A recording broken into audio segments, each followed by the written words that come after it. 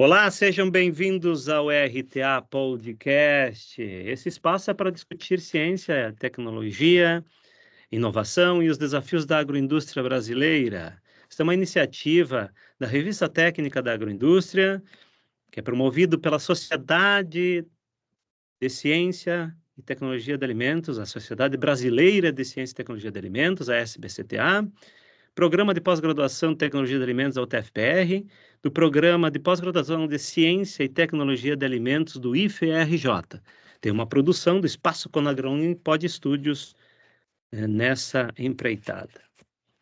Hoje, nosso tema de trabalho será, e de conversa, professora Sueli, que já está conosco, do resíduo ao alimento, a ciência que transforma desperdício em inovação. Hoje vamos falar com a professora doutora Sueli Rodrigues.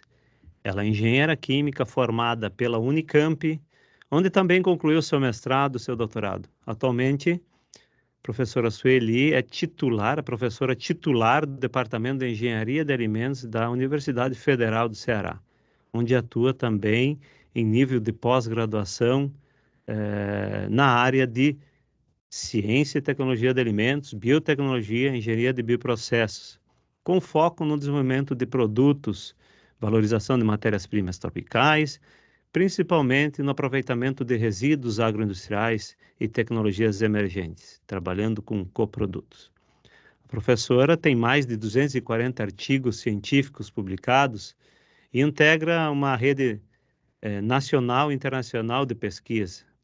É editora associada de alguns periódicos relevantes da área e também é reconhecida entre as cientistas mais influentes do mundo, segundo a Universidade de Stanford.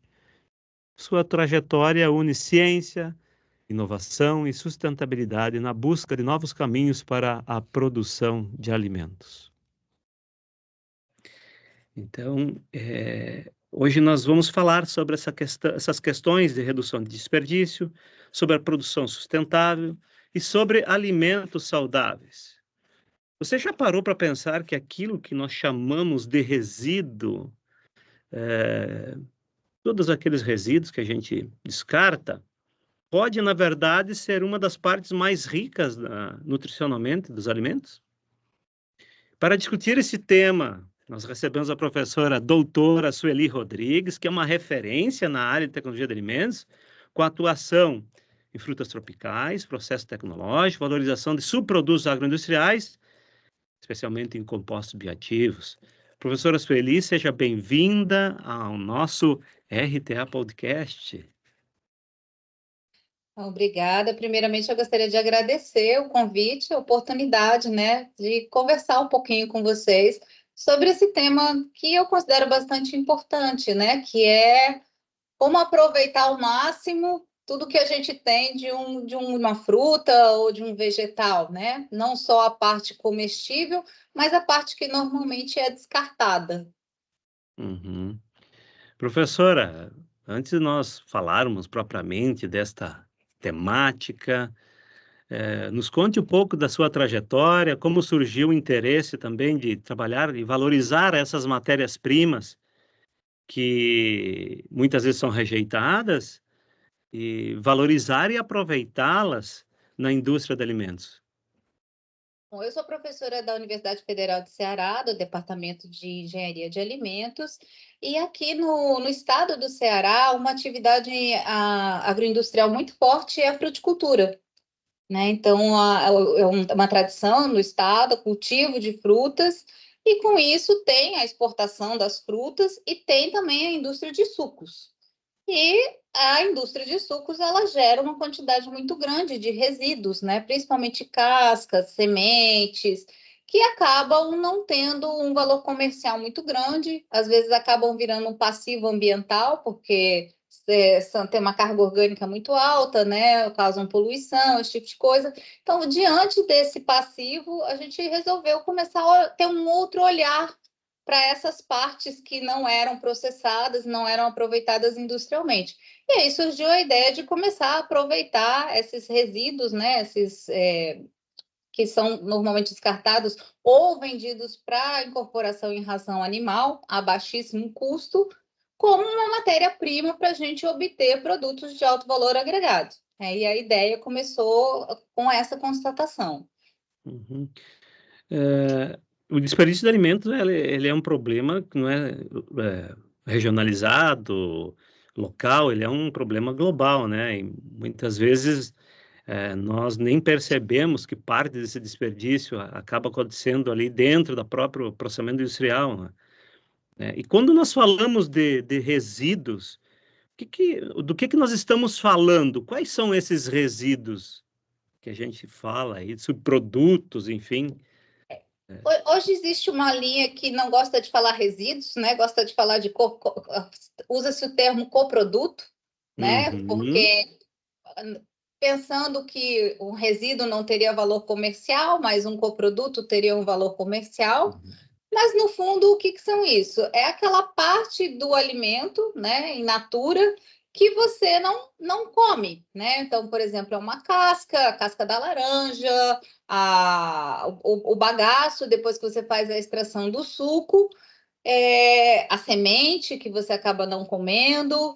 Tudo isso a gente chama de resíduo ou coproduto, que são produtos que a gente não incorpora nos alimentos tradicionais, né? Quando a gente pensa numa fruta, a gente come a fruta. Algumas frutas a gente consome com a casca, outras não. Mas quando a gente não consome ou quando a gente processa, tudo isso não é incorporado no produto final e acaba sendo ali um rejeito da indústria. E a indústria tem que dar uma destinação para isso. Então, a classificação, a definição seria isso daí. O que acontece é que, dependendo da fruta, principalmente, estou falando de fruta porque a gente trabalha muito aqui com fruta, mas isso se aplica a qualquer outra matéria-prima, né? Pode ser palhas, pode ser também talos.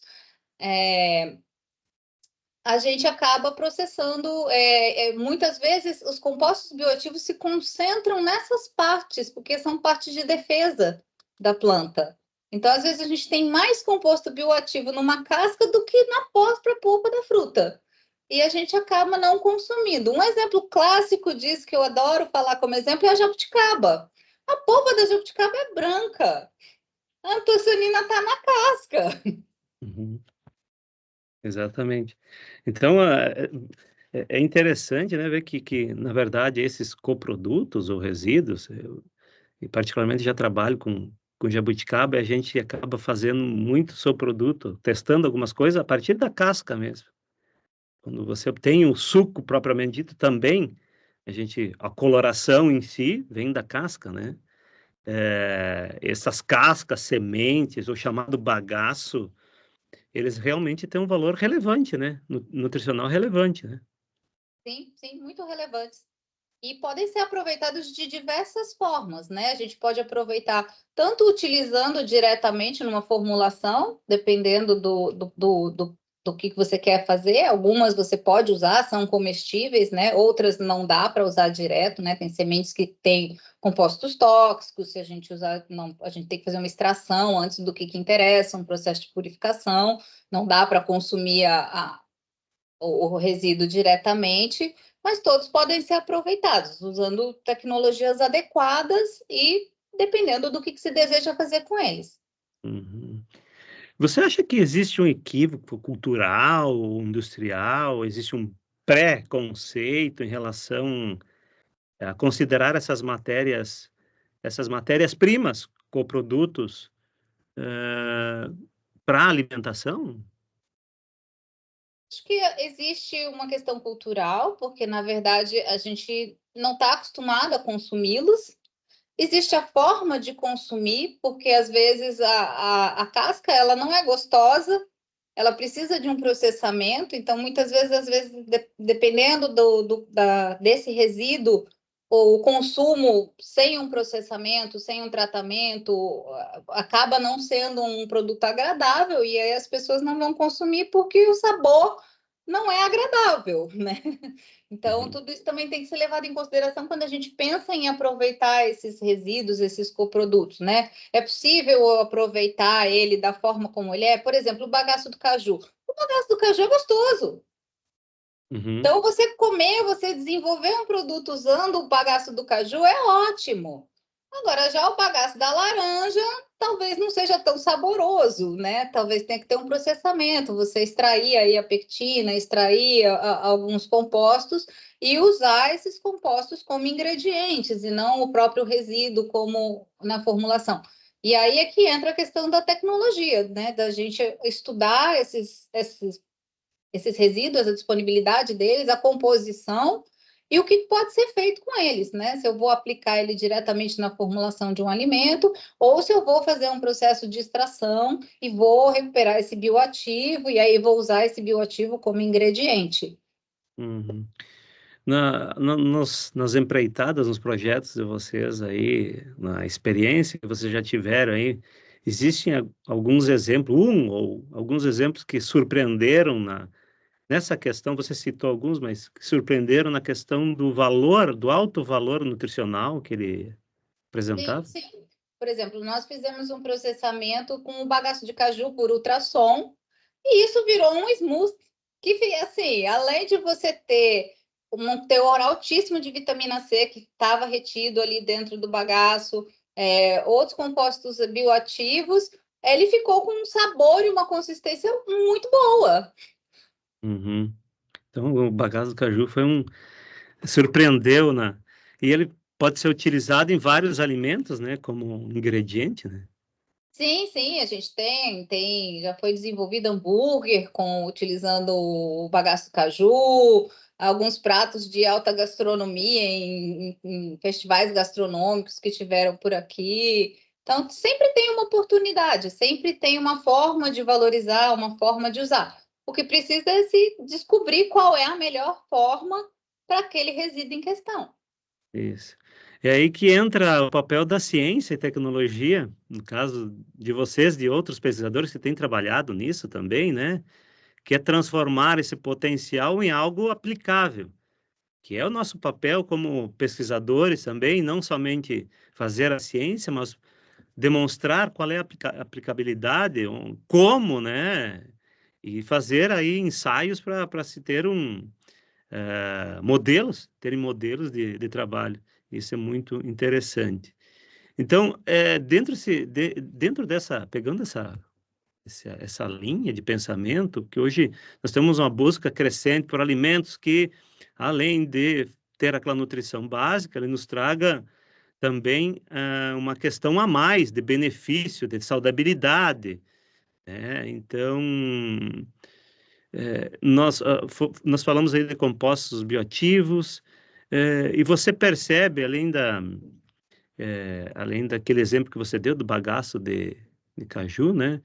Você, além da vitamina C, você também vê outros compostos que ali estão presentes, não é verdade? E que Sim, compostos são esses? Um resumo aí do que nós encontramos, quem são eles?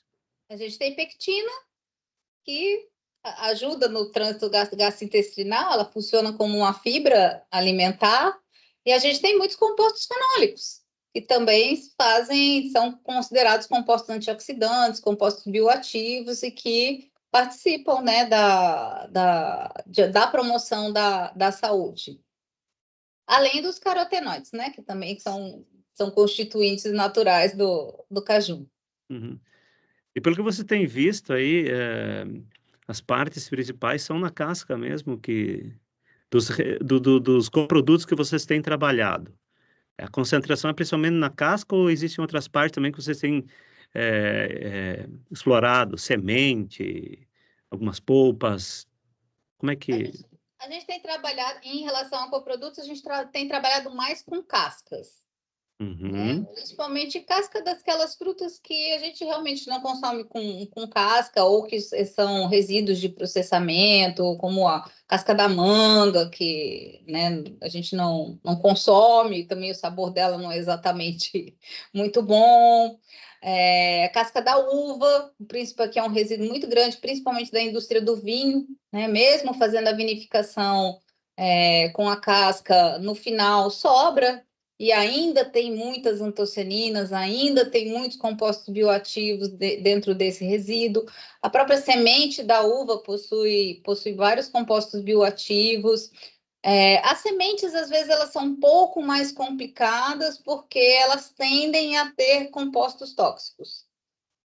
né? Uhum. Normalmente, quando a gente fala em compostos potencialmente tóxicos, às vezes eles estão mais na semente do que na casca. Então, a semente, a gente tem que tomar, na maioria das vezes, um pouquinho mais de cuidado. Não significa que elas não possam ser aproveitadas, mas a gente precisa realmente ter a certeza de que ali dentro não tem nada problemático, né? Elas necessitam de um tratamento a mais ali para Pode necessitar de um separação. tratamento, ou para separação, ou para degradação, né, do que pode ali causar toxicidade.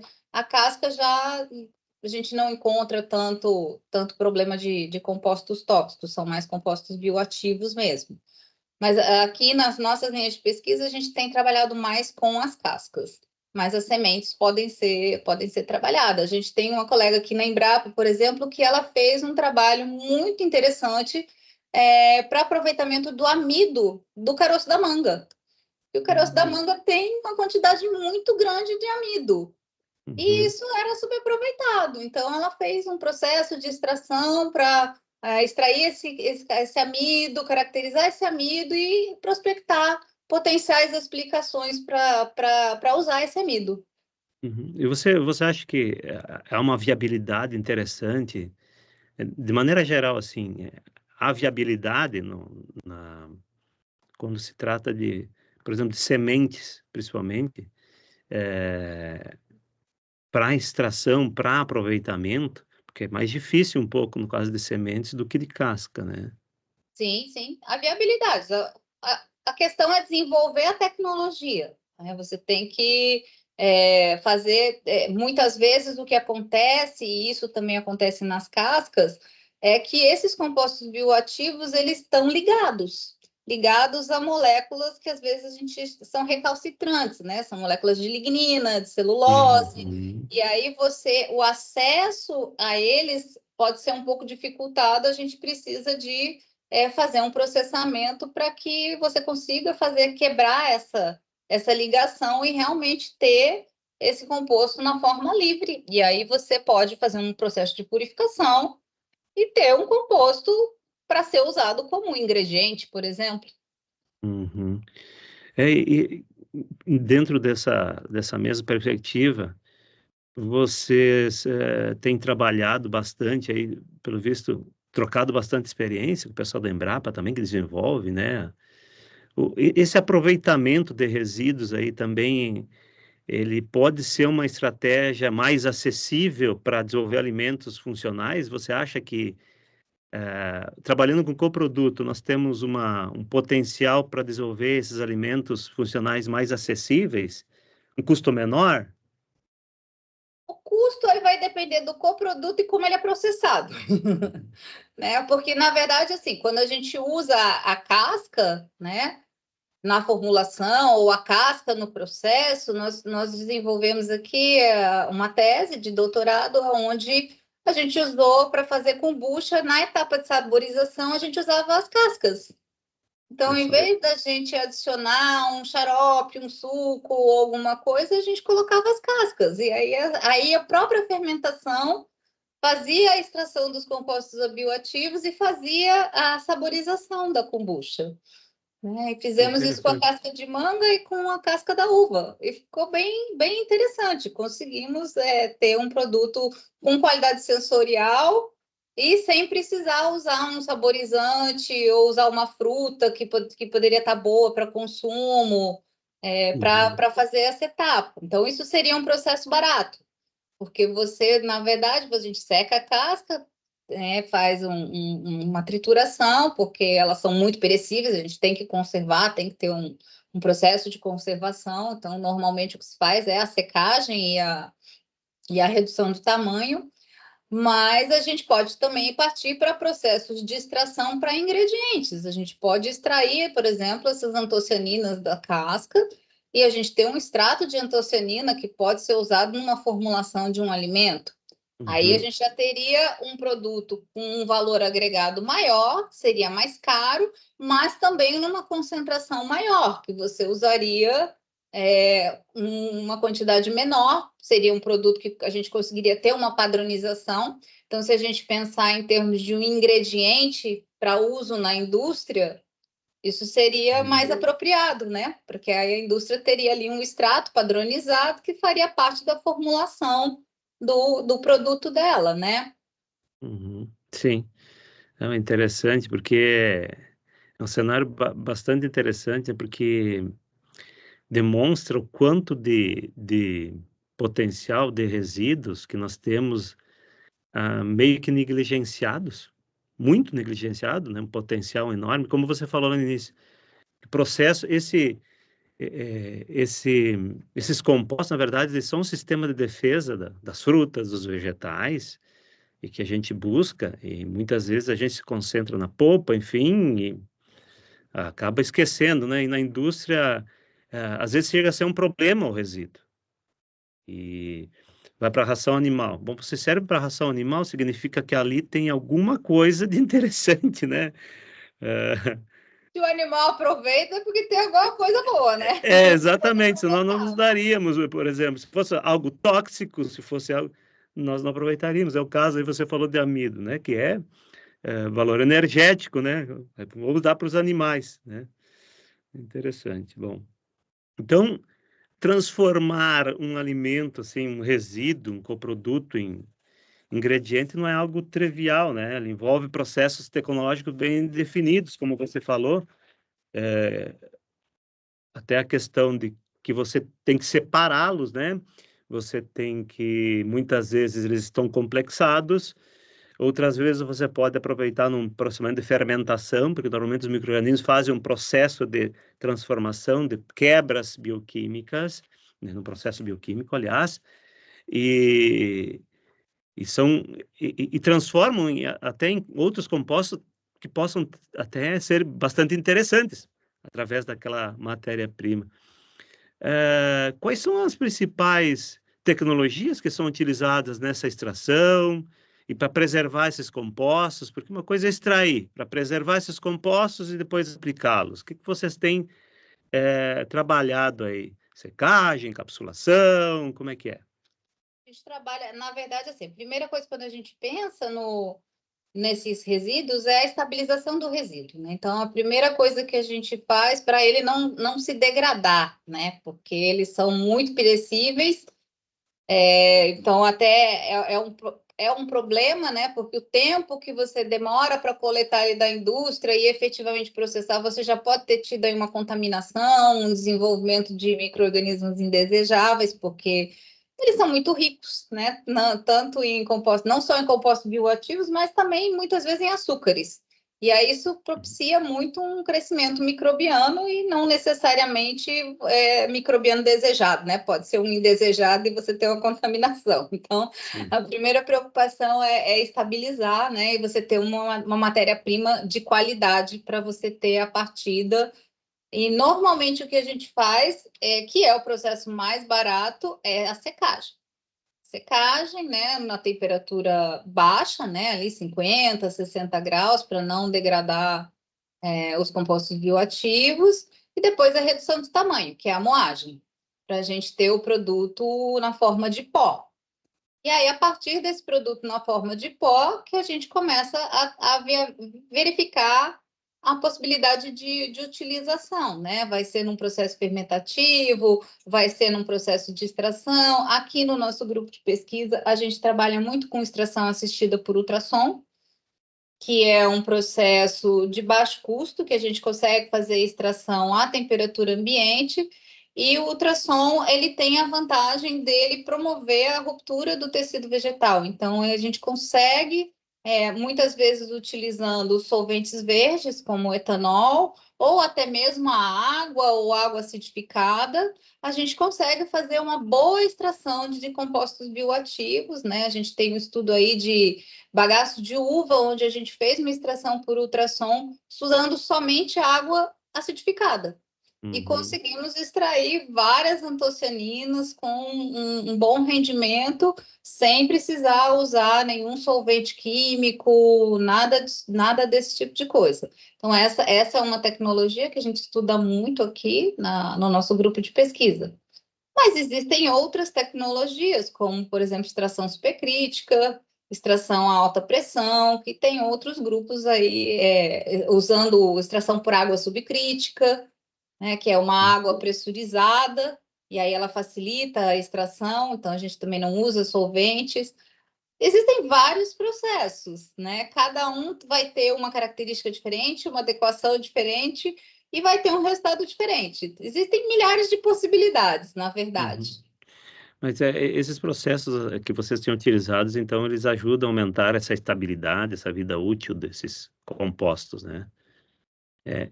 Bom, isso aplicado à indústria, vamos pensar assim, quais seriam os desafios para a gente levar essas tecnologias da pesquisa para nível industrial?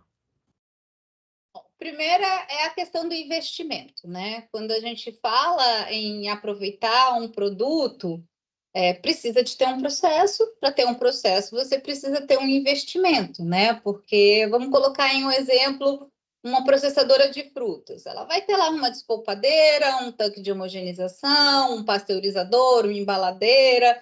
Ela não tem a infraestrutura para fazer o aproveitamento, para fazer uma extração desses compostos bioativos. Então, se ela quiser fazer isso, ela teria que fazer um investimento numa planta para isso. Então, esse é um primeiro ponto, né?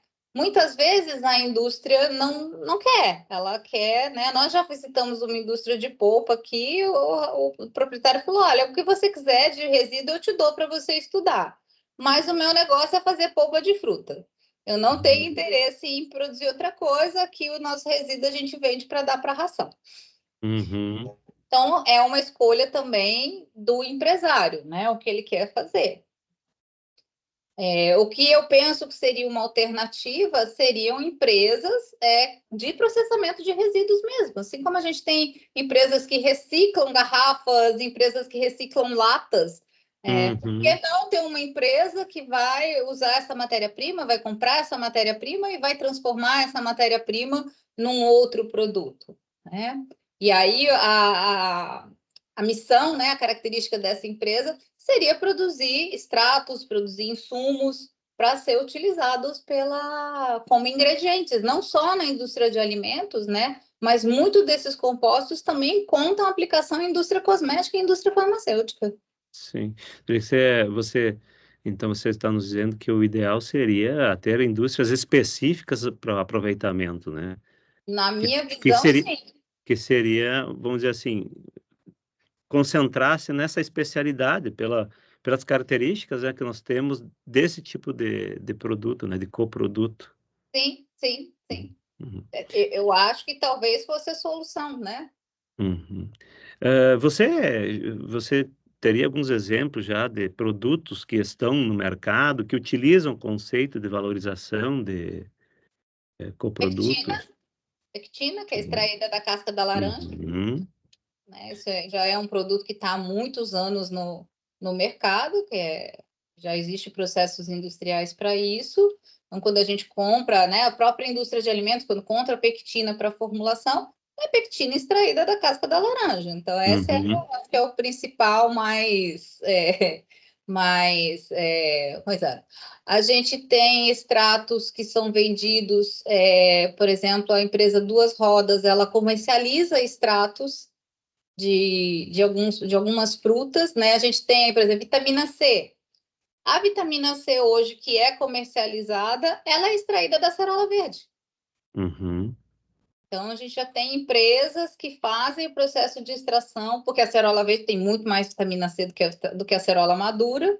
Então, eles usam a acerola verde como fonte de vitamina C, uhum, para produzir a vitamina C para a indústria seja como estabilizante ou como ingrediente para a produção de medicamento, formulação de suplementos, tudo para vitamina C. Cafeína, né? Extraído normalmente por extração supercrítica. Para fazer o café descafeinado, você pega a cafeína, cristaliza e vende a cafeína para fazer suplemento, para separado. fazer drink Uhum. energético, esse tipo de coisa. São todas rotas de aproveitamentos. Uhum. É o caso também das sementes de uva que são aproveitadas para cosméticos, enfim, né? Sim, sim, a semente de uva tem muitos óleos, né, que são Uhum. considerados bons para dermocosméticos. No caso da casca de laranja, você falou, né?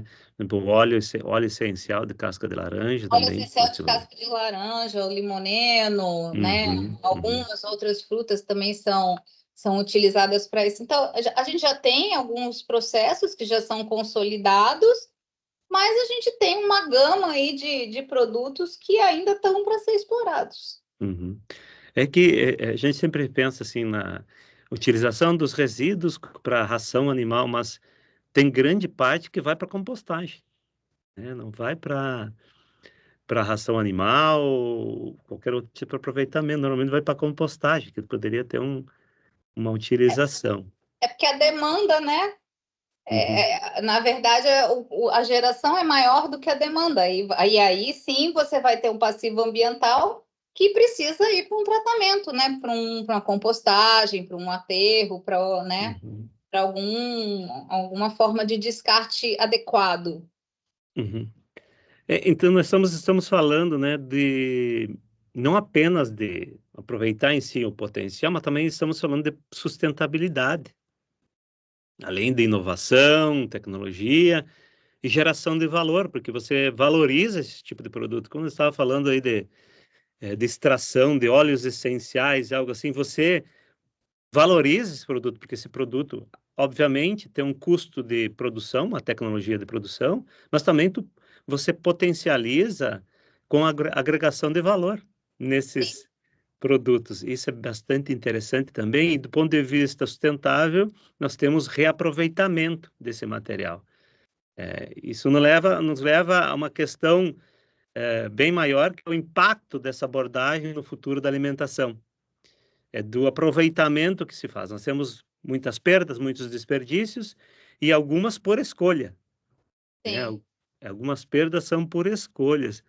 Então, fica aquela pergunta, né? Será que esse alimento do futuro tem a ver com o que hoje nós descartamos? Se faz essa pergunta, né? E, e essas transformações, essas inovações tecnológicas são de suma importância, né? Elas também não só batem, em resumo, na questão de aproveitar, mas também na questão de preservar, uma consciência de sustentabilidade e de aproveitar com base na ciência, o que vocês estão fazendo, que é muito. Como você vê esse papel da valorização dos resíduos no futuro da indústria de alimentos? Você.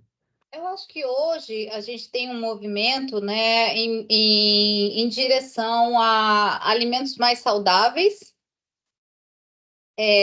alimentos produzidos eticamente, né, e Uhum, sustentavelmente, e aí entra essa parte dos resíduos, né, principalmente a gente falou muito de compostos bioativos, mas dentro desse aproveitamento a gente também tem os corantes naturais, que é uma linha muito forte, né, na indústria de alimentos, né? Você deixar de usar aditivos químicos e passar a usar aditivos naturais. Então, dentro dessa linha, eu vejo que tem um potencial de mercado bem grande, né? Em vez de você usar um corante químico para desenvolver um alimento, você desenvolver um corante natural. A gente também tem possibilidade de rotas biotecnológicas, de usar esses resíduos para gerar novos ingredientes, como produção de aromas, produção de compostos de sabor que não sejam feitos via síntese química.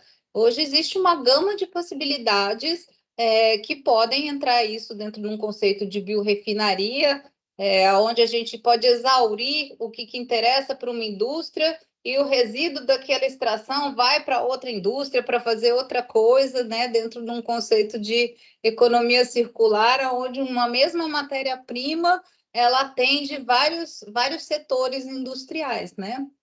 Você está falando do modelo, então, que conecta os conceitos de economia circular, é isso? De Isso, né? Então, por social, exemplo, ambiental.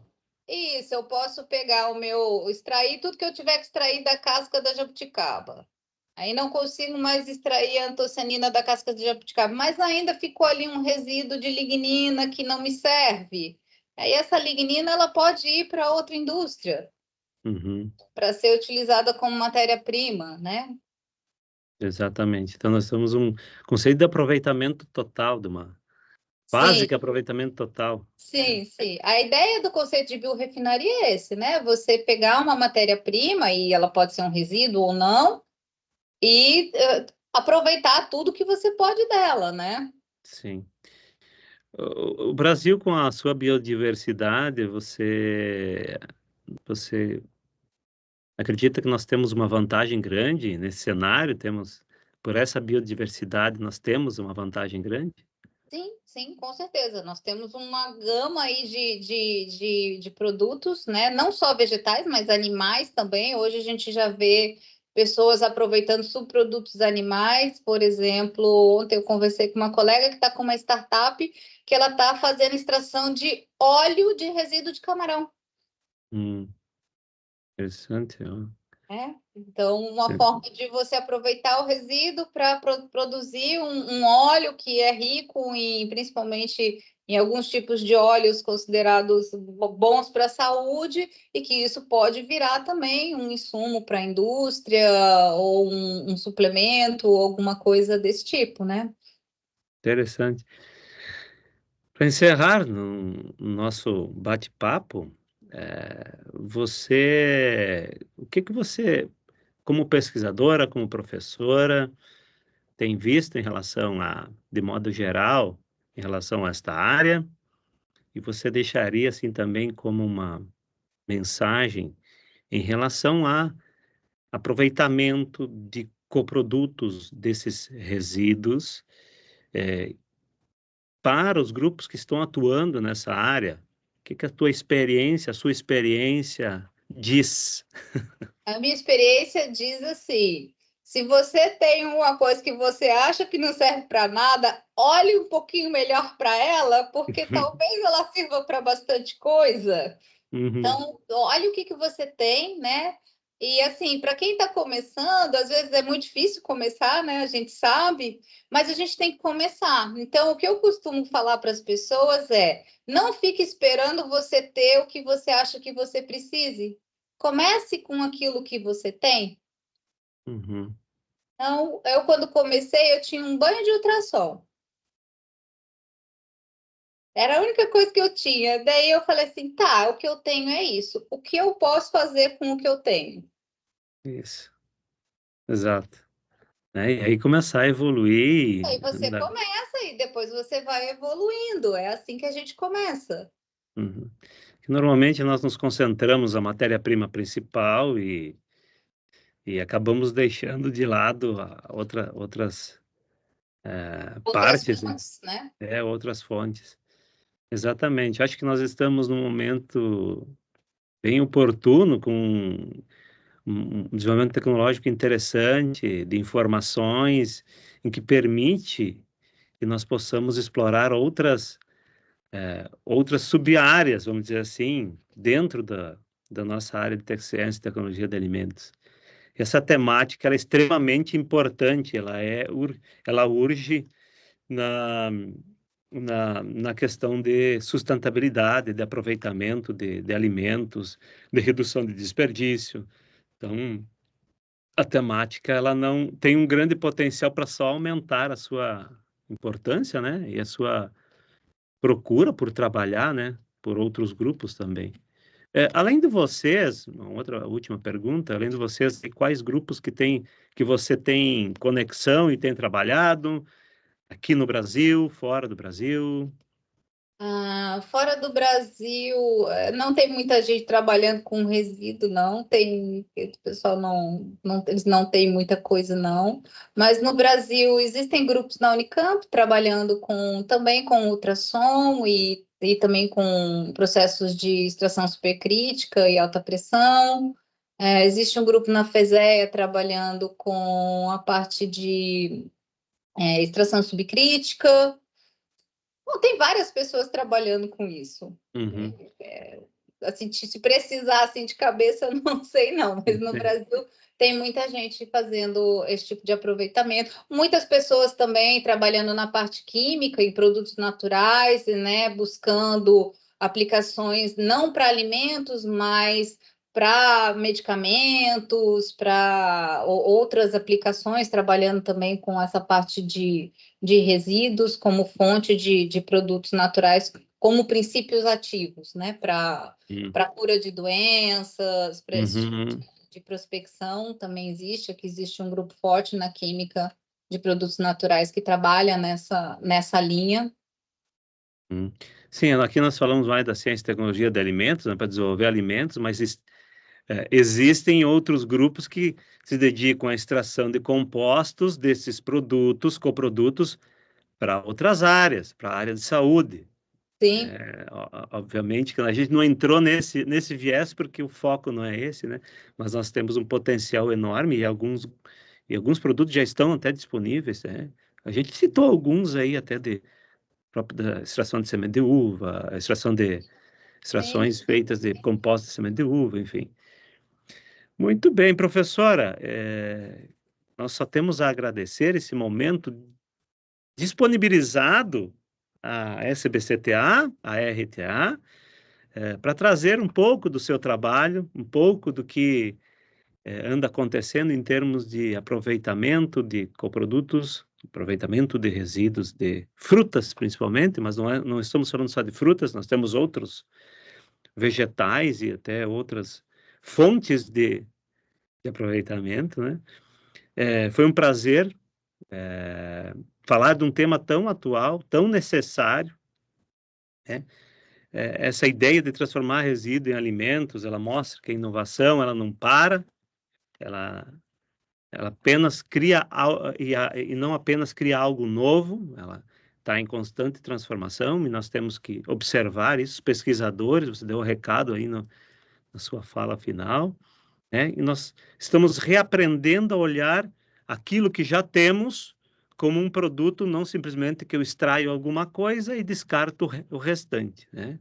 Então, agradecemos a sua presença, ao compartilhamento da experiência e como final, vocês têm alguma recomendação de livros, sites ou grupos que estão trabalhando, além de vocês, claro, você pode deixar o seu contato aí do grupo de pesquisa, quem quiser se aprofundar, quem quiser até trabalhar com vocês, fazer mestrado, doutorado, enfim, nessa área específica, explorando esse tipo de temática, dessa linha de pesquisa. Livros tem muitos, né? Geralmente são os livros que abordam, a gente tem desde livros que abordam a parte de gastronomia, que na verdade eles fazem o aproveitamento integral. Não sei te elencar aqui assim por nome, mas qualquer busca aí no Google você vai encontrar, né? Até livro de receitas tem, né? Para aproveitar cascas e bagaços. Existem umas que são muito boas, inclusive. Mas os livros, principalmente de tecnologias, né, seriam livros sobre as tecnologias de extração, né, que seria a parte do ultrassom, a parte da extração supercrítica, água subcrítica, processos de extração por alta pressão, que são o que a gente chama de processos verdes, né? Porque existem processos químicos, né, de extração por rotas químicas também, que também ainda são utilizados. Ótimo. Professora Sueli Rodrigues, professora da Universidade Federal do Ceará, professora pesquisadora, professora permanente do curso de pós-graduação em alimentos, e que tem uma larga experiência, aí, mais de 22 anos de docência na Universidade Federal do Ceará, conversou conosco hoje. Mais uma vez, obrigado. E para você que acompanhou até aqui, obrigado por estar contribuindo e acompanhando, incentivando a ciência e tecnologia de alimentos no nosso Brasil. Siga a RTA Podcast, siga a nossa revista tecnológica da agroindústria, siga a SBCTA, que tem vários profissionais da pesquisa, das universidades que estão na sociedade brasileira, estão trabalhando para que melhoremos cada vez mais a nossa produção de alimentos no Brasil. Compartilhe esse conteúdo, né, com seus colegas E continue conosco nessa jornada onde a ciência transforma o futuro da alimentação. Muito obrigado.